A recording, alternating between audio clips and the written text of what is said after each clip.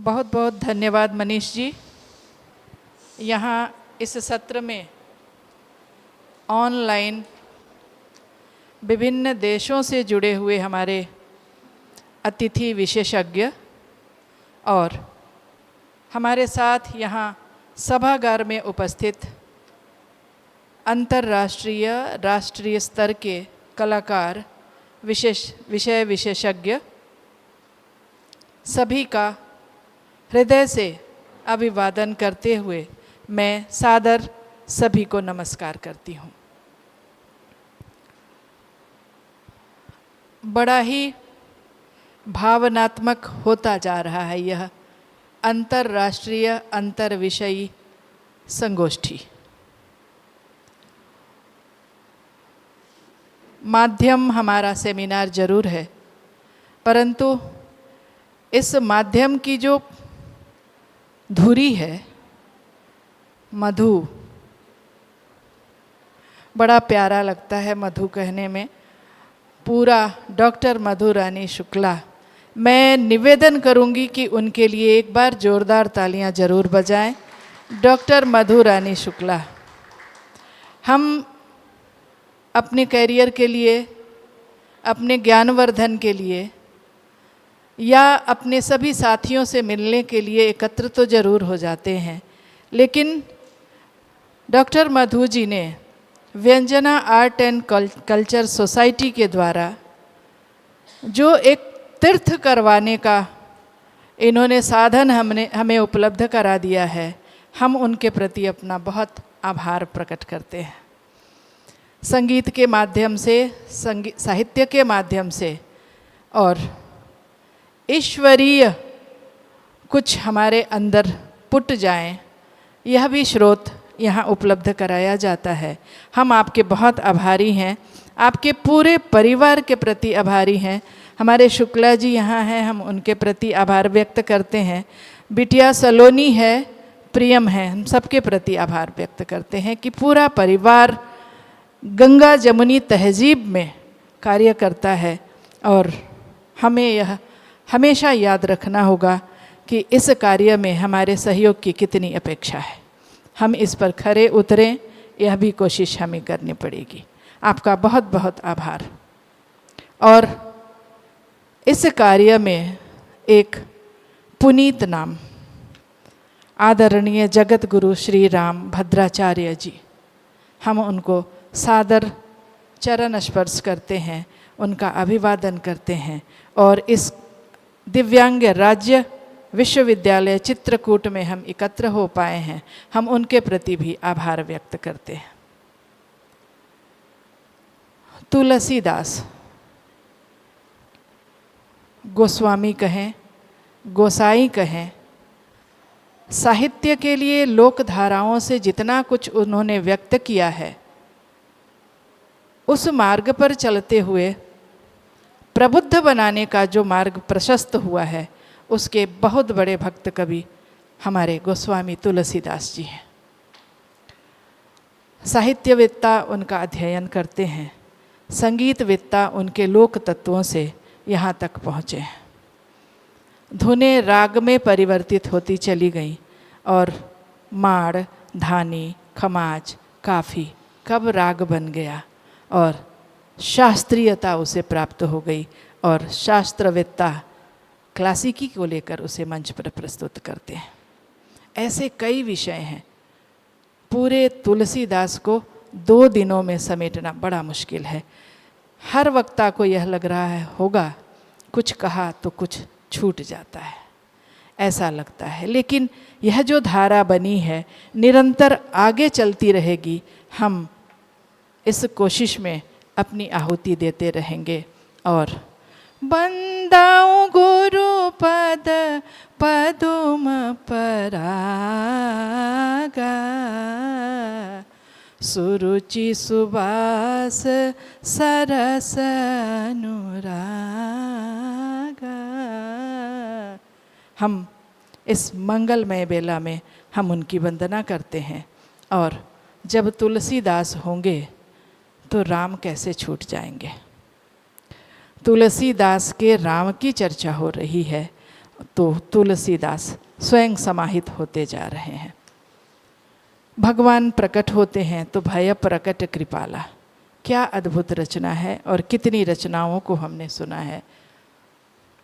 इस सत्र में अंतर्राष्ट्रीय होते हुए हमें अपनी भारतीयता पर कितना दंभ हो रहा है कि किस तरह से गंभीर अध्ययन हमारे इन अंतर्राष्ट्रीय वेत्ताओं ने यहाँ प्रस्तुत किया है। सर्वप्रथम हम अपनी बिटिया सलोनी को आभार व्यक्त करते हैं, कितनी गंभीरता से इसने इस सत्र का संचालन किया है। सभी कार्यों के साथ साथ हम आपके भी बहुत आभारी हैं।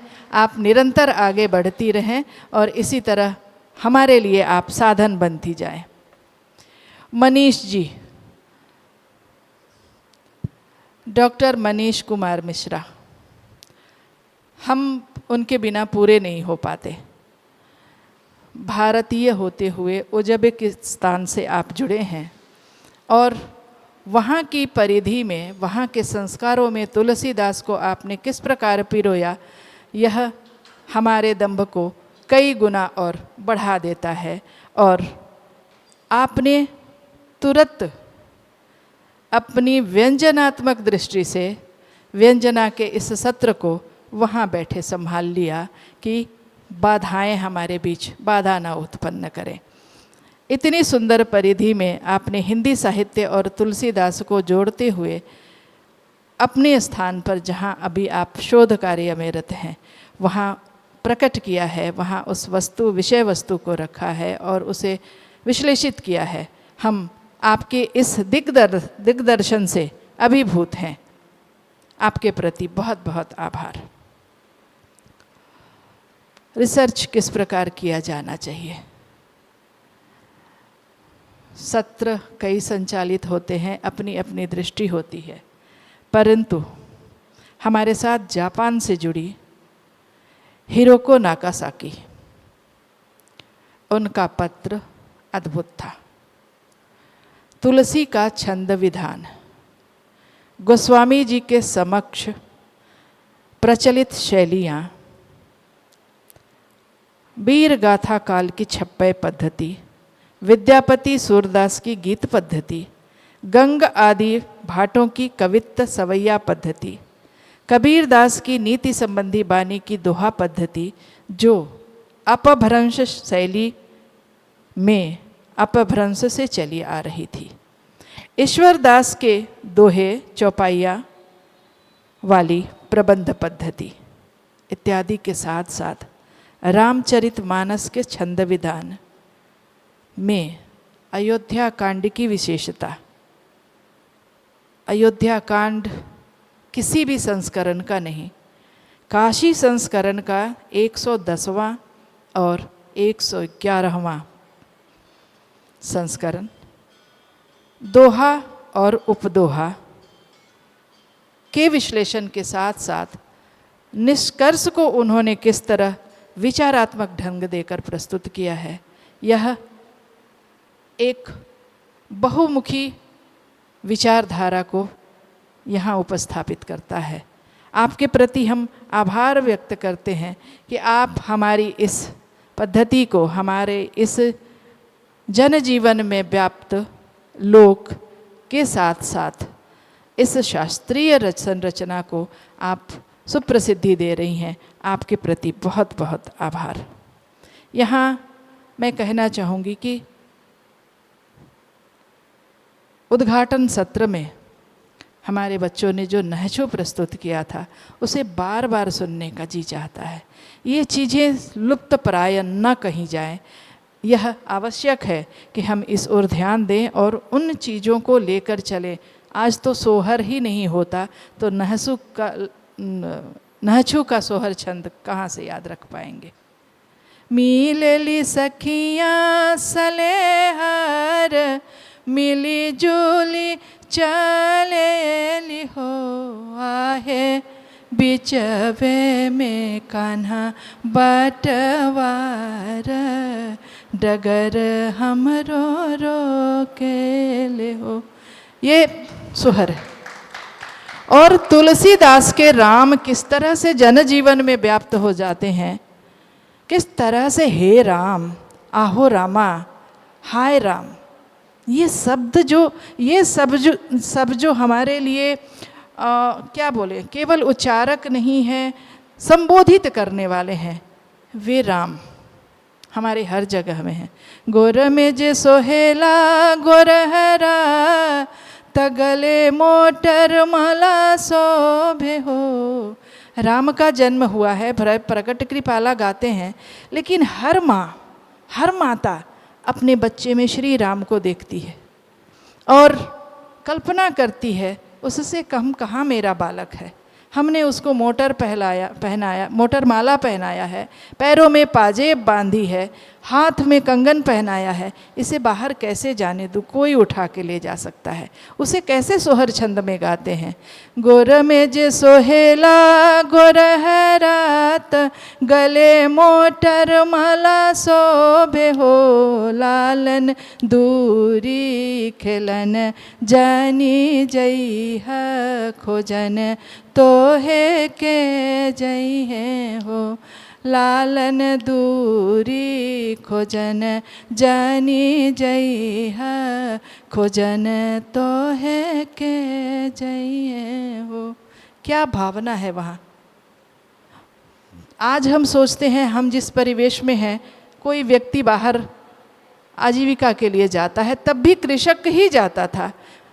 घर में महिलाएं अकेली होती थीं, बालक अगर घर से बाहर चला गया तो एक लक्ष्मण रेखा जो खिंची हुई है कि महिलाओं को बाहर नहीं जाना है, अगर यह चला गया तो इसे ढूंढ के कौन लाएगा। ये भावना लोक से परे नहीं मिल सकती है। हिंदी में लिख के देखिए, अंग्रेजी में लिख के देखिए, ये बात नहीं आएगी। जहाँ भी यह बात आएगी भी तो हमें वहाँ लौकिक तत्व ही दिखाई देगा और हम उस लोक से परे नहीं जा सकते हैं।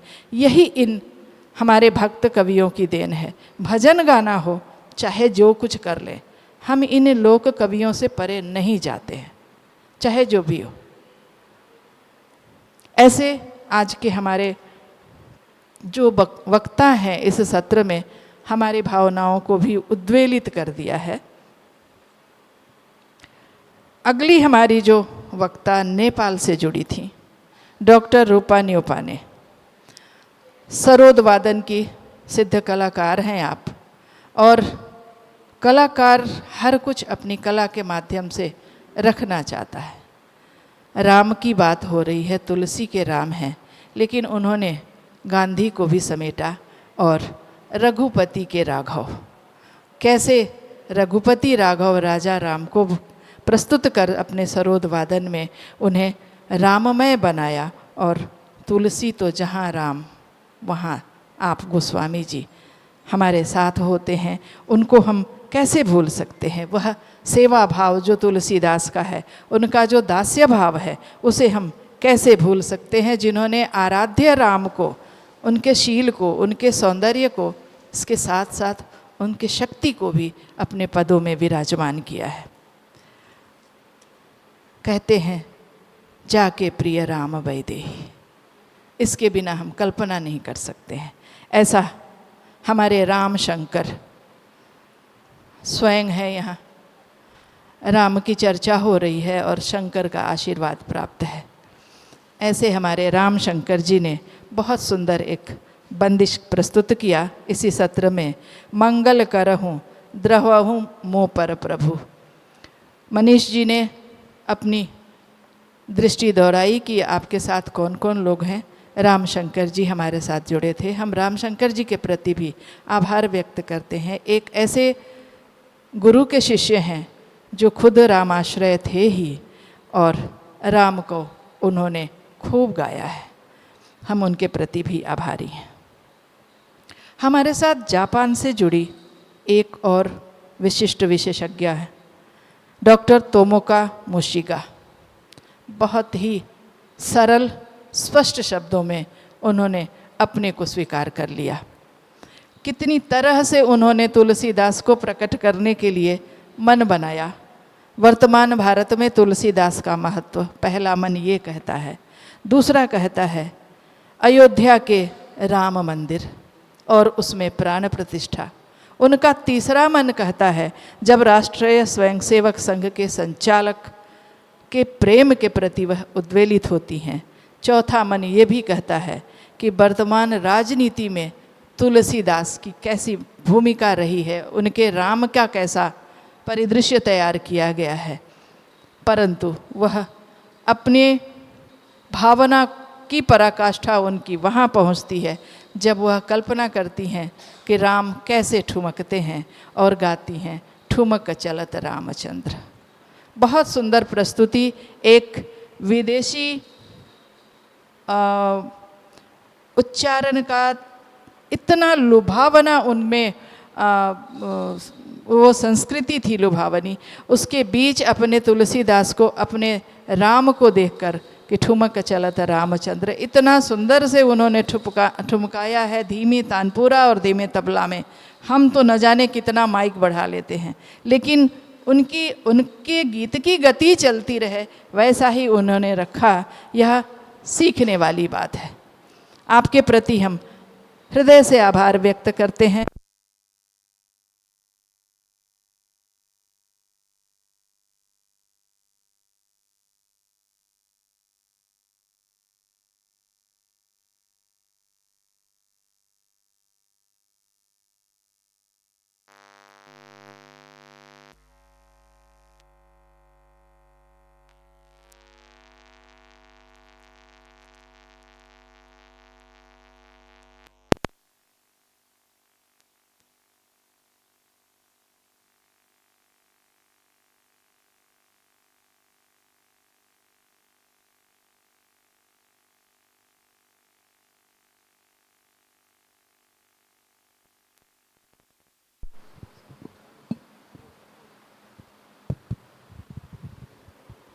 मैं बातें कर रही थी अपनी 5वीं विशेषज्ञ डॉक्टर विजयश्री शर्मा की।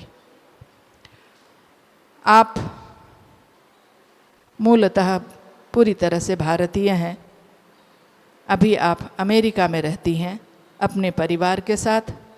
पूरा संगीतमय परिवार, कभी ढूंढेंगे संगीत श्री को तो विजयश्री वहाँ खड़ी दिखाई देंगी, जो वहाँ संगीत श्री के माध्यम से संगीत का, भारतीय संगीत का खूब प्रचार प्रसार कर रही हैं। दिन रात संगीत में लगी रहती हैं। छोटे बच्चों से लेकर युवा बच्चों तक में संगीत को भरा है उन्होंने। यह इतना उत्कृष्ट कार्य है, उनके प्रति भी हम आभार व्यक्त करते हैं कि इस तरह के कार्य कर रही हैं।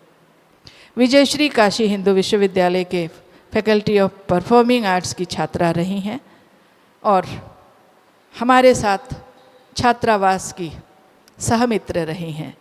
हम रूममेट भी रह चुके हैं और उनका योगदान संगीत के क्षेत्र में तुलसीदास को लेकर हमने उनको दूसरी बार यहाँ सुना है। कोरोना काल में उन्होंने, जब हमने कराया था तो तुलसीदास के ऊपर उनका व्याख्यान था, अद्भुत व्याख्यान था वह। आज तुलसीदास के प्रति अपनी भावनाओं को, अपनी बातों को, अपने विचारों को रखते हुए उन्होंने बहुत सुंदर सुंदर पदों का गायन किया। और वह पद रागवाची कैसे बने, कितनी गंभीरता से उन्होंने सोचा है कि किस पद को किस राग में बांधकर गाने से उसको और अधिक प्रबलता या प्रस्तुतिकरण में महत्व का प्रतिपादन किया जा सकता है। ऐसी प्रस्तुति करते हुए अलग अलग पदों को गायन करने के बाद उन्होंने बहुत महत्वपूर्ण 2 पद राग पूरिया धनाश्री और राग भैरव में किया। पूरिया धनाश्री का शुरू करते ही जो स्वरूप था वह कितना सुंदर प्रकट हुआ, यह भी सीखने की बात है। दूसरा पद राम जपू राम जपू राम जपू बावरे, यह भैरव का पद अद्भुत गायन के साथ बहुत भावना से ओतप्रोत होकर उन्होंने प्रस्तुत किया। हम उनके प्रति भी आभार व्यक्त करते हैं कि तुलसीदास को किन किन रूपों में आपने देखा, उसकी प्रस्तुति यहाँ की। हम आपके प्रति बहुत आभारी हैं। हम इस सत्र को यहाँ विराम देंगे। इसके पहले हम आप सभी पांचों वक्ताओं को हृदय से आभार व्यक्त करते हैं और पुनः आप हमारे इस तरह की संगोष्ठियों में अपनी सहभागिता देंगे, हम ऐसी आशा रखते हैं, ऐसी कामना रखते हैं और आपसे विदा लेते हैं। बहुत बहुत आभार।